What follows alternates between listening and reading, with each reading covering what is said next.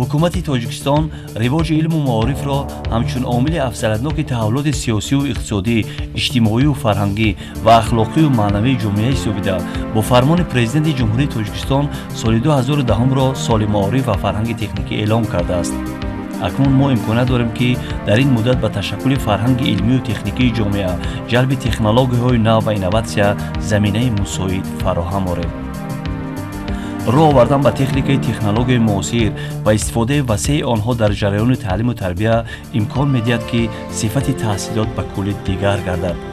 از این رو مؤسسه‌های تحصیلات عالی کسبی نیز تنها به استفاده بی‌واسطه تکنیک کامپیوتری همچون تجهیزات چاپی مشغول نشده تلاش دارند که تمام جریان تعلیم و تربیت با استفاده ثمرناک تکنولوژی معاصر به راه مانده شود. در این روند دانشجو همچون صاحب مقام باید تمام امکانات و قابلیت خود را آزادانه استفاده کرده تواند. خوشبختانه چنین امکانات در یکی از مؤسسه‌های تحصیلات عالی کسبی مملکت در دانشگاه دولتی تجارت تاجیکستان فراهم آورده شده است. در این روند دانشگاه دولتی تجارت تاجیکستان جهت عملی نمودن وظیفه‌های در نزد اهل معارف از جمله مؤسسه‌های عالی کسبی گذاشته حکومت تاجیکستان را سمت اساسی فعالیت خود دانسته از اولین‌ها شده عملی می‌نماید. تشریف پرزیدنت جمهوری تاجیکستان محترم امام علی رحمان و این بارگاه معرفت روز 1 سپتامبر سال 2009 و واخوری با هیئت پروفسوران و آموزگاران و دانشجویان اختراعکار مکتب‌های عالی جمهوری و از همین درگاه علم و هنر سال 2010 را سال معارف و فرهنگ تکنیکی اعلان نمودن جناب عالی به سبب نیست. دانشگاه دولتی تجارت تاجیکستان تعلیم و تکمیل اختصاص متخصصان را در اساس سیستم بسیار زینگی تحصیلات برای سمت اقتصاد، اداره‌کنی، خدمات و همچنین تیار نمودن کادرهای علمی آموزگاری عملی می‌نماید. طی موجودیت 23 ساله خود این مؤسسه تعلیمی در زمینه درست به راه ماندن طرز و اصول‌های نوی تعلیم به دستاوردهای نظررس نائل گردید. مهیا ساختن زمینه‌های پرقوت مادی و تکنیکی، جلب استادان ورزیده و صاحب عنوان‌های علمی، بنیاد کتابخانه‌های زمانوی غنی از ادبیات ضروری، با استفاده دادن بناهای نوی تعلیمی دارای تالارهای لکسیونی و در آنها مجهزگردانی واسطه‌های تکنیکی معاصر، سطح بلند مناسبت‌های بین‌المللی، شرطنامه‌های بی‌واسطه همکاری با دانشگاه‌های با نفوذ اتحاد دولت‌های مستقل و ممالک خارجی دور و نزدیک از جمله آن دستاوردهای میباشند که هیئت استادان و دانشجویان این بارگاه معرفت با آن نائل گشتند.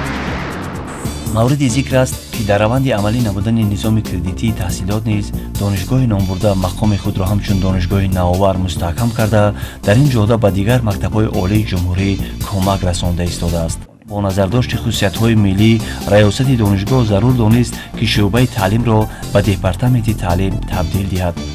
با عزم و کوشش و نظارت کارمندان شعبه تشکیل و نظارت صفت تعلیم، اشتراک دانشجویان و مشغولیت‌ها تا 95-98% رسانده، دستشکنی و درمانی استادان پر برهم زده شد.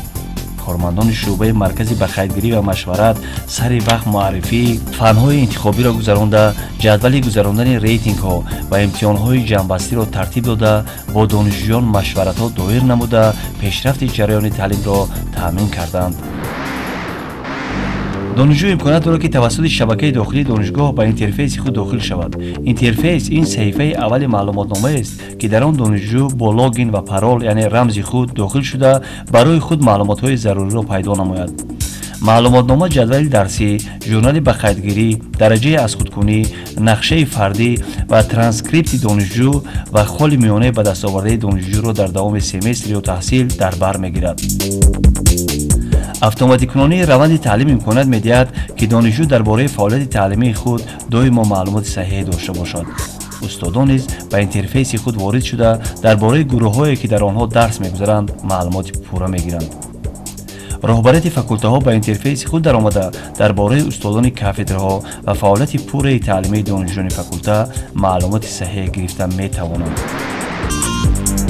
بعد نتیجه امتحانات ورقه‌های جمع‌بسته درباره درجه اسقاطی دانشجویان گروه‌ها، کورس‌ها و فاکولته‌ها ساخته شده و بعضی معلومات‌ها وارد کرده می‌شود.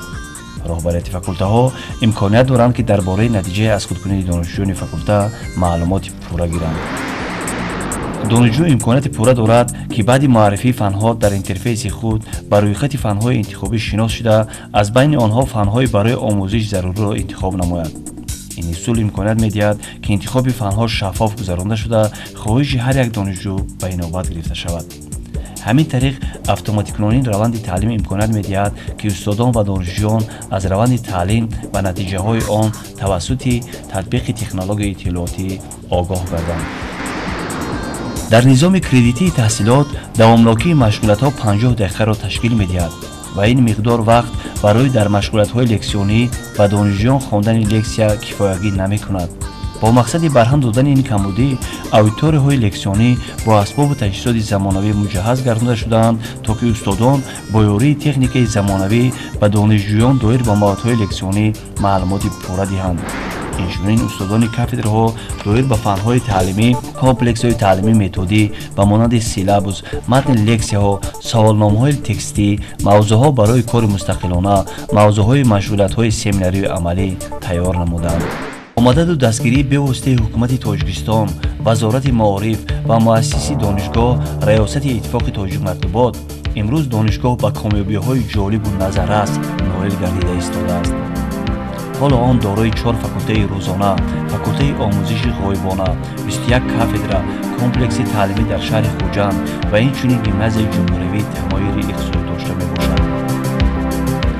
امروز دانشگاه از روی 12 اختصاص زمانوی که 17 زیر اختصاصی به طلبات بازار مهنت جوابگویی را در بر میگیرد و مانند مالیه و قرض، فعالیت بانکی، فعالیت گمرکی، حقوق شناسی با زیر اختصاص حقوق تجارت در بازار بین المللی، مال و خدمات، تکنولوژی محصولات خوراک عامه و غیرها متخصص آماده می نماید. همچنین در نزد دانشگاه مرکزهای توریسم و بازآموزی و تیار نمودن متخصصان ساحه خدمت رسانی فعالیت دارند. فاکولته امور بانکی 1.5 سال قبل تشکیل یافته باشد هم آن علاقه دارای بعضی مکمل ماده و تکنیکی زمانه‌ای میباشد. دانشگاه دارای زمینه مادی تکنیکی میباشد که کاملا به طلبات و مقررات استانداردهای دولتی تحصیلات عالی کسبی جوابگو است.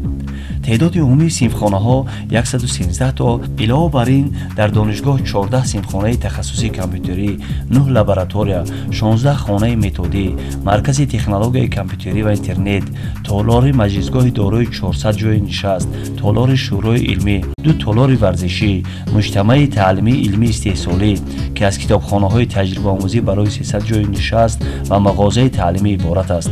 آشخانه دانشجویان برای 200 جای نشست و خوابگاه دانشجویان برای 670 جای استقامت فعالیت می‌کند. در کتابخانه دانشگاه 3 تالار خوانش برای 200 نفر دانشجویان و تالار کتابخانه الکترونی با 30 عدد کامپیوترهای زمانه‌ای مجهز شده است که با شبکه اینترنت پیوست بوده از آنها دانشجویان آزادانه استفاده می‌برند. در مرکز کامپیوتری و صنفخانه‌های کامپیوتری باشند 200 عدد کامپیوترهای تمغه نو نصب گردیدند.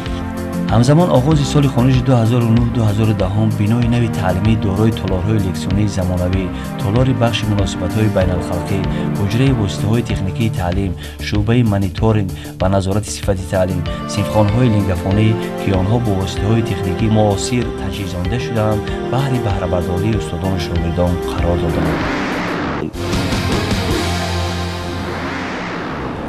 با کتاب‌های درسی و دستورهای تعلیمی متدی تامین نمودن دانشجویان شرط اساسی بلند برداشتن صفت تحصیلات میباشد. تنها در دوره سالهای 1998-2008 توسط زحمت استادان دانشگاه 18 کتاب درسی و 78 کتاب دستورهای تعلیمی متدی با زبان‌های تاجیکی روسی به تب رسانده شدند. کارهای علمی پژوهشی عین زمان موافق نقشه 5 ساله تصدیق شده از روی یک موضوع به قدریزده شده بودجوی، بازار مال‌های استعماری تاجیکستان و چندین موضوعهای تشبثی گذرانده می‌شوند. در نزد دانشگاه شروع مخصوص گردانده شده دفاع رساله‌های نامزدی از روی اختصاص علمی، اقتصادیات و مدیریت خودجوی خلق، صاحبکاری ساحه‌های خدمات عمل می‌کند. حالا دانشگاه همکاری‌های سودمند را با زیاده از 30 دانشگاه‌های خارجی ضمن بستن شرطنامه‌های دوجانبه و تصویب رسانیده در عمل تطبیق می‌نماید. مثلا یک خود سال گذشته با 10 دانشگاه‌های با نفوذ جمهوری اسلامی ایران شرطنامه‌های همکاری به امضا رسانده شد. ماه ایون سال 2009 کنفرانس بین المللی با اشتراک نمایندگان مکتب‌های عالی کشورهای ایتالیا، مالتا، روسیه و قزاقستان در موضوع تجربه، امکانات‌ها و تطبیق نظام کردیتی تحصیلات و ماه دکمبر سال 2009 کنفرانس بین المللی با اشتراک 40 نفر نماینده های مؤسسه‌های علمی پژوهشی و کسبی عالی اروپا و آسیای مرکزی زیر عنوان نظارت صفت داخلی و بیرونی تحصیلات در دانشگاه تجارت تاجیکستان دایر گردید. فعالیت امروزه دانشگاه دولتی تجارت تاجیکستان دلیل آن است که هیئت آموزگاران و دیگر کارمندان این بارگاه معرفت، رسالت و مسئولیت خویش را برای پیشرفت و شکوفایی تاجیکستان صاحب استقلال شناختند و بهداشت تدریجی صفت تعلیم و تربیه، رشد سطح پژوهش‌های علمی و متدی و به این وسیله در بنیاد جامعه دموکراتی و حقوق بنیاد و دنیوی شرکت ورزیدن را در مملکت هدف عالی خویش قرار دادند.